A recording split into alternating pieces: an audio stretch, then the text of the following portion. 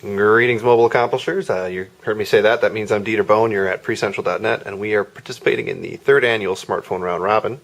You are looking at a couple of awesome Nokia devices, which means that sitting right next to me is Matt Miller of Nokia Experts. Hi, Matt. Hi. And we're going to take a look at a couple of their high-end devices, and I'm actually really excited. Let's just jump into it. So this is the N97 Mini. That's the Mini. And so there was the N97, which was, they made a big splash with this, I want to say, last year at Mobile World Congress, or was it earlier this year? They announced Mobile World Congress, launched it in June this year. Right. And this is a smaller version, and it is actually really incredible. It's nice. The hardware feels solid.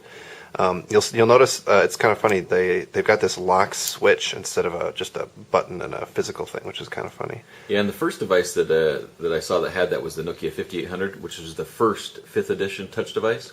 Right, because they added touch with that the first time. That was last year, earlier this year? Late in 2008. Okay. Yeah.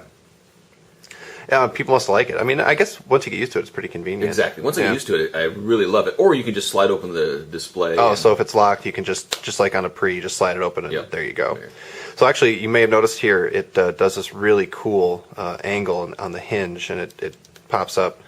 And the keyboard is actually really nice. Yeah, and a big improvement over the N97 was to actually have more travel. So as you press a key, you can actually tell you pressed a key. On the N97, you couldn't hardly tell you even pressed a key. Sure. So looking at the home screen here, I guess we call it? Yeah, this is the home or the Okay, the standby screen. And so we've got some applications you can launch, and then looks like you've got some widgets, so showing some email, some contacts. Yeah, actually, these last 5 kind of blocks are all widgets, right? Okay. Even these application launchers. So you can turn off and have no application launchers. You can have a page with two rows of contacts, application widgets. Wow. There's a bunch of customization you can do, and you can move these around. So if I want to move something around, can I? Oh, you can swipe away to look at your wall. That's a nice wallpaper, man. That just completely hides your whole, right. If you want a clean interface. There you go. Okay, remove or change. Right. And so I can go into it, right into Facebook there, and then hit that to the end. Yep.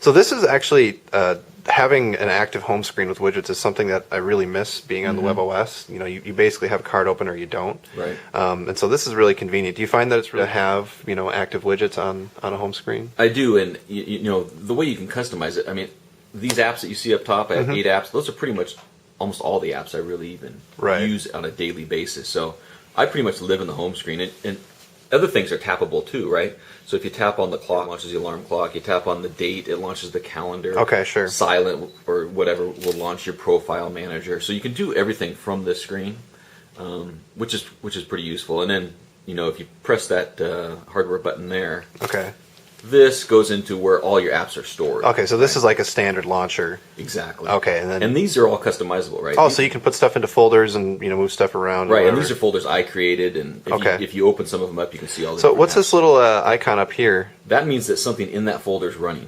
Oh, okay. So this, obviously it fully multitasks, and so it's Opera Mobile that's running. That's right. Right now, this has a WebKit browser just like the WebOS. Although this is the WebKit browser that Nokia had before anybody else. Yeah, by default, it's their S60 browser, which launched, I think, 2 years ago. Okay.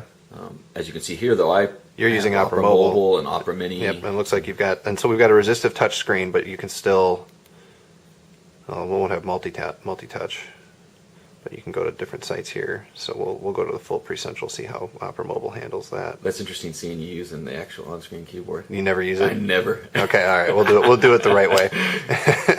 A device with a keyboard, I always use the hardware keyboard, which is interesting on this particular Opera Mobile. I don't know if there's a way to actually hide it, so you get both the on-screen. And this is the first time that Opera Mobile's been on Symbian. Actually, it's been with Windows Mobile for a couple of years. For a long time, yeah. Opera's done a great job. I'm really impressed with what they've been able to do with the number of people that they have. So this is running S60. This is S60 5th edition. 5th edition. Right, okay, which so that just means it's the touch version of 3rd edition. And that has been Nokia's traditional, smartphone operating system for years and years and years. I mean, obviously it's 5th edition, right? Right. And that's what you're gonna, when you go to a store in Europe, you get these for free, right? Right. Sure. Okay. And this is really the mass market type of phone that people are going to get, right? But I mean, do you find it powerful? Do you find you get much lag? I mean, it looks like, we're on an Edge connection, I'm guessing. Yes, this is Edge. Okay, because this is the European version of the Mini. This is actually the North American. I don't have any AT&T. Okay, gotcha. There you go. So, I mean, even for Edge, it's doing quite well. I'm pretty impressed. And then, it's Opera. It's got this. Yeah, the hardware I find is good. fantastic. The only limiting factor in the hardware is it has a rather low amount of available RAM. Okay. So a power user like me that loads up a ton of apps, I will eventually occasionally get a low memory warning. Would you, from running apps or from having too many installed? Running apps. Okay, sure. No, installed, there's over 200 megs available, so it's not a problem. No, this is quite impressive, and it's really funny because, like, in the U.S., Palm has sort of made their comeback, and they're trying in Europe, and for Nokia in the U.S., it seems like they keep trying, and we don't seem to buy. I know. it's really funny. Honestly, they're not spending any money on advertising, right? Right. They're just kind of using, I guess, word of mouth from us, right, to talk about it and get people excited about the devices. Yeah, and it's got just the most impressive camera that I've ever seen. Nokia has always done great on cameras, so this one's got a really nice Carl Zeiss lens, a really bright flash that goes more than half a foot like it does on the Pre.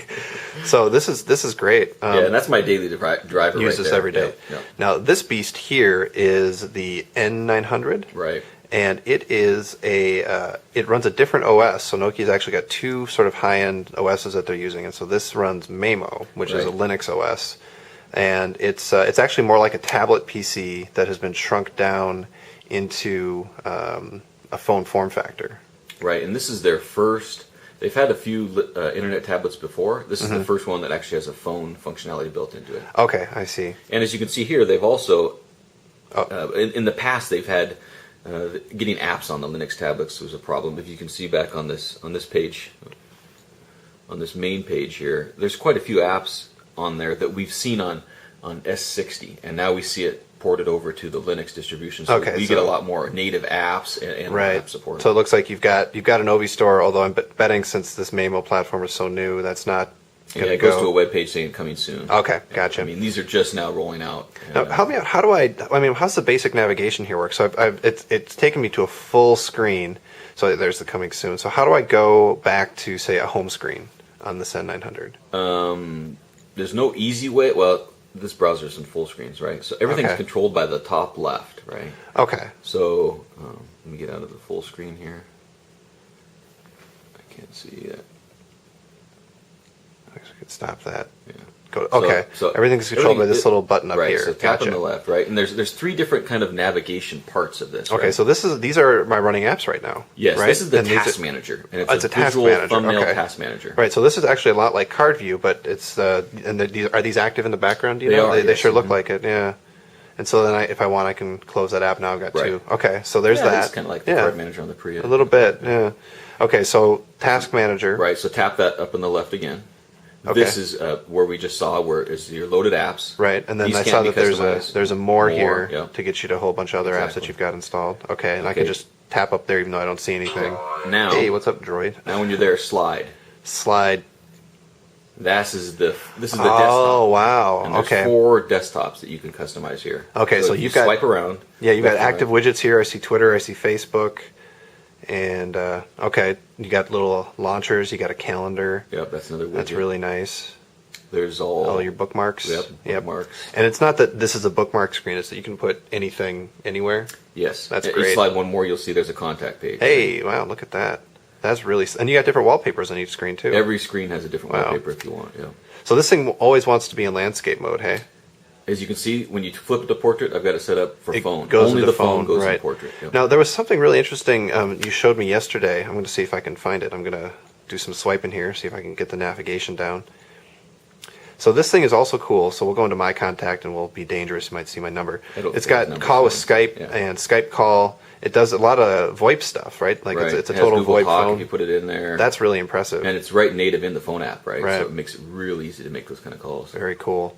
Well, this looks like a powerful beast. Both of these guys do, but it's an interface that I don't know, for some reason U.S. people haven't taken a shine to. But we're gonna take a closer look. We're gonna talk about it over the next week and have a full review at the end of the week. Matt Miller, thank you very much. This has been awesome. All right, thanks, Dieter.